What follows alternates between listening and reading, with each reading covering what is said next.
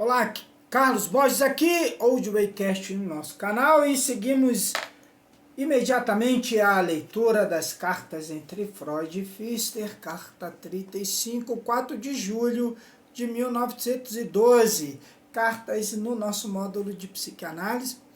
Caro doutor, muito obrigado por sua carta e o relato sobre sua conferência. Atribuo diretamente a sua influência a carta muito alentadora de Maeder sobre a posição em questão.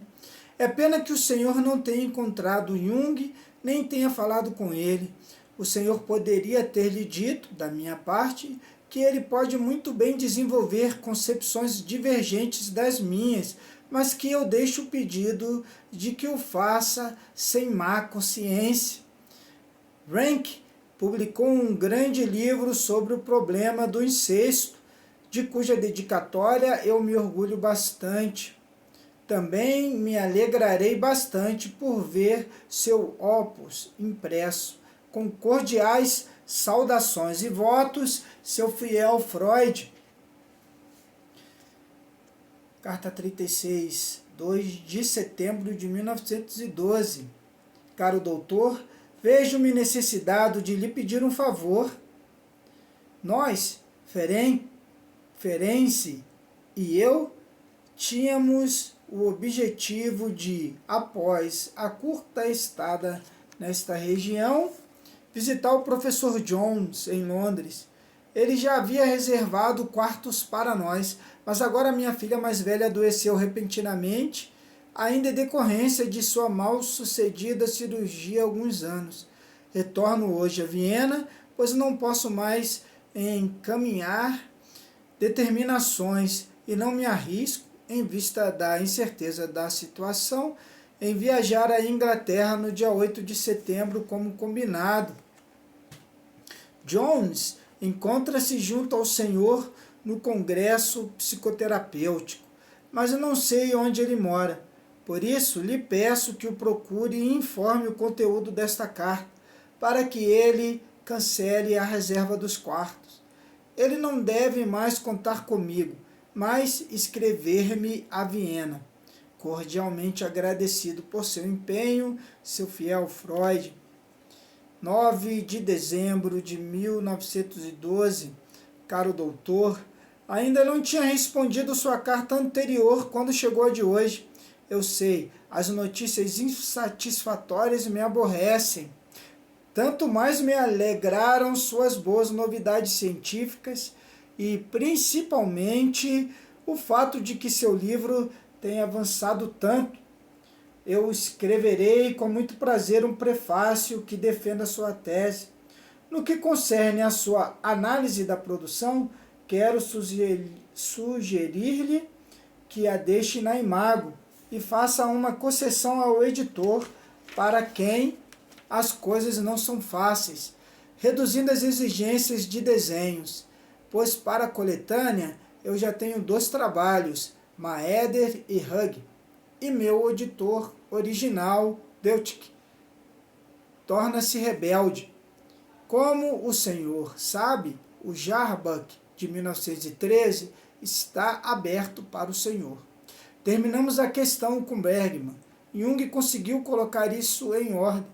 Em janeiro teremos o nosso órgão em nova roupagem e espero ficarmos satisfeitos com ele. Naturalmente, estou muito de acordo com que o senhor se oponha às inovações de Jung, mas não espere que eu escreva algo contra elas. Meu desacordo é evidente demais para causar impressão, mas creio que ele receberá bastante crítica da maioria dos analistas mais preeminentes. O senhor, portanto, não ficará sozinho nesta luta puramente interna e objetiva. Aliás, pergunto-me que técnica ele utiliza que o conduz para essas concepções. Conosco está tudo bem, mas a expectativa de guerra quase nos tira o fôlego. Eu o saúdo cordialmente, seu Freud. 1º de janeiro de 1913. Caro doutor, os melhores agradecimentos pela saudação do Ano Novo. Visto que todos nós damos importância a prazos, deixe-me desejar-lhe que este ano o estimule para a conclusão do seu trabalho. O senhor e Mesmer ficarão satisfeitos com o modo determinado com que pretendo defender o direito dos pedagogos à análise. O senhor não precisa tolerar que lhe retirem seu julgamento próprio na questão da libido. Abra os olhos e veja-o por si. Não tenho dúvidas de que esta modificação dos seus compatriotas não seja um avanço em direção ao reconhecimento. O argumento, no caso Jones, que o senhor menciona, soa muito estranho para mim. Além do mais, como o senhor presume corretamente, não exerceu nenhuma influência sobre o próprio Jones. Parênteses. Além do mais, como o senhor presume corretamente, não exerceu nenhuma influência sobre o próprio Jones. Eu próprio analisei e reconstruí vários casos reais de incesto, parênteses, dos mais difíceis, e, naqueles casos, como agora, deduzi tão pouco que se torna difícil fazer deles um argumento contra a importância real do incesto. Ou será que em Zurique também já se perdeu a noção do recalque? Isto, em todo caso, esclareceria várias coisas, mas também traria antigos mistérios à tona. O comportamento de Jung, no caso da senhorita H, foi bastante dúbio, mas por princípio não fiz nenhum detalhe. Um casus belli, caso de guerra. Mas, por princípio, não fiz nenhum detalhe. Ele poderia ter se poupado o grave conflito acerca do qual o Senhor escreve, se não tivesse imaginado possuir o segredo para restabelecê-la rápida e alegremente. Creio, no entanto, que ele nunca teve oportunidade de tratar de um caso de tal intensidade e não tem nenhuma ideia das dificuldades da questão. Não acredite muito em um entendimento pessoal permanente entre mim e Jung. Ele exige demais de mim e eu estou me retraindo bastante depois da superestimação da sua pessoa. Basta que a união na sociedade se mantenha. Saúdo cordialmente, seu Freud. 18 de fevereiro de 1913. Caro doutor, anexo minha produção, surgida num dia tolo, mas não me arrisco a esperar por um outro mais sensato. Informe o que quer ver modificado e deixe que eu mesmo corrija a primeira prova. O tom decidido certamente lhe parecerá bem, mas minha opinião sempre foi assim. Saúdo cordialmente, seu Freud. 11 de março de 1913. Caro doutor, felicito pelo término do seu trabalho. Espero que na sua avaliação eu encontre novamente uma concordância com Jung. O comportamento de Keller não me surpreende. Eu o havia classificado assim. Devo comunicar, da parte da mulher de um dos donos da editora de Richfield, tudo correrá bem. Quanto ao seu tradutor, preciso dizer uma palavrinha. Eu mesmo conheço ele. Ele é um sujeito bastante limitado e rude. Na verdade, um completo burro. A não ser que tenha mudado muito. Eu não lhe confiaria nenhuma tradução. Pelo contrário, tenha em vista conseguir um tradutor por aqui, com o qual o senhor poderá ficar satisfeito. Sugiro-lhe que nos envie as provas isoladamente, assim que lhe chegarem à mão. Quero fazer uma tentativa para ver se o plano é exequível e, possivelmente, em breve, lhe dar uma resposta. Tive de desenvolver nesses dias um trabalho indesejado, uma espécie de texto programático de psicanálise para a ciência, o que não poderia recusar por consideração ao respeitável caráter desta revista internacional. No mais, anseio muito pelos dias de Páscoa, que passarei com minha pequena, agora única filha, em Veneza. Os conselhos administrativos que o Senhor deseja de mim é melhor que os busque junto ao seu editor. Em regra, as traduções não rendem muito. Eu saúdo cordialmente seu Freud. Daí, o editor do livro diz que dessa carta de 11 de março de 1913 até agora próxima, que seria de 1918, não foi conservada nenhuma outra. 9 de outubro de 1918. Caro doutor, acabo de ler seu pequeno livro e posso bem acreditar que o senhor o escreveu de boa vontade. Ele contém um calor que alegra o coração e mostra todas as belas qualidades que tanto apreciamos no Senhor. Sua capacidade de entusiasmo, seu amor pela verdade e pelas pessoas, sua coragem de professar-se, sua compreensão e também seu otimismo. Sem dúvida, ele prestará bons serviços a nós, já que este ponto de vista prático também deve ser mencionado. O Senhor sabe que, do contrário, ele não encontraria muita aceitação. Bem, o elogio é sempre resumido. A repreensão precisa alargar-se.